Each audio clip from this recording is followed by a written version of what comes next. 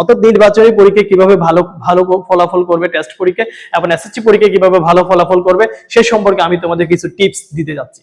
এক, প্রথমত তোমাদের যে জিনিসটা করতে হবে, আমি আমার ব্যক্তিগত অপিনিয়ন তোমাদের সাথে শেয়ার করব, সেটি হলো প্রথমত তোমাদের একটি রুটিন করতে হবে, দৈনিক পড়ার রুটিন করতে হবে। অবশ্যই তোমাদের রুটিন করতে হবে। যদি তুমি তোমার জীবনকে সুন্দর করতে চাও, যদি তুমি আলোকিত জীবন গড়তে চাও, তাহলে তোমাকে অবশ্যই একটা পড়ার রুটিন তৈরি করতে হবে। তুমি সকালে কয়টায় ঘুমাতে যাবে, অর্থাৎ তুমি সকালে ঘুম থেকে কয়টায় উঠবে, রাত্রে কয়টায় ঘুমাতে যাবে, এই বিষয়ে তোমার একটা রুটিনের প্রয়োজন। যেমন তুমি মনে করো সকালে ভোরে 6টায় ঘুম থেকে উঠেছো, কিংবা নিয়ম হচ্ছে সকালে আজান দিলে তখন তুমি নামাজ পড়তে উঠে যাবে, এবং সকালে উঠে যখন তুমি 6টা থেকে 7টা কি করবে, তুমি একটা সাবজেক্ট পড়লে, এরপরে 7টা থেকে 8টা যদি তোমার প্রাইভেট থাকে তাহলে প্রাইভেটে গেলে, কোচিং থাকলে কোচিংয়ে গেলে, তারপর সেগুলো রুটিনের মধ্যে অন্তর্ভুক্ত করবে। এবং স্কুল সময়টুকু স্কুলের আওয়ারের মধ্যে রাখবে, স্কুল থেকে ফিরে এসে তুমি কোন সাবজেক্ট পড়বে, এরপর তুমি বিকালে কোন বিষয় পড়বে, এভাবে তুমি রাত 11টা পর্যন্ত একটা রুটিন করবে। সেই রুটিনের ফাঁকে তুমি ইবাদতের সময়, খাওয়ার সময় এগুলো ইনক্লুড করবে। যদি তুমি রুটিন করে পড়ো তাহলে লাভ কি হবে দেখো।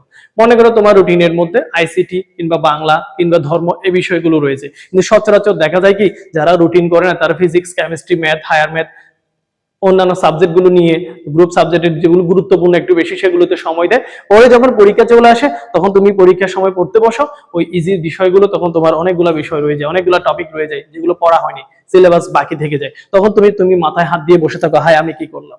কিন্তু যদি তুমি রুটিন করে পড়ো তাহলে দেখা যাবে কি তোমার আজকে রুটিনের মধ্যে আমার কৃষি শিক্ষা রয়েছে, আজকে রুটিন আমার বায়োলজি রয়েছে, আজকে আমার আইসিটি রয়েছে, তখন ওই সময়ের মধ্যে যখন ওই বইটি নিয়ে বসবে তখন সিলেবাস যখন খুলবে, না আমার তো এখানে অনেকগুলো পড়া বাকি।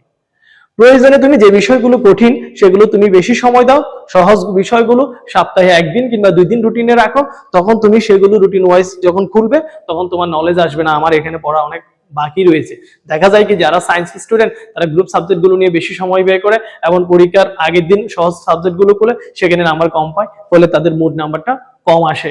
এই ভুল তোমরা করবে না। এবং রুটিনের মধ্যে তোমরা নোট করার একটা সময় রাখবে।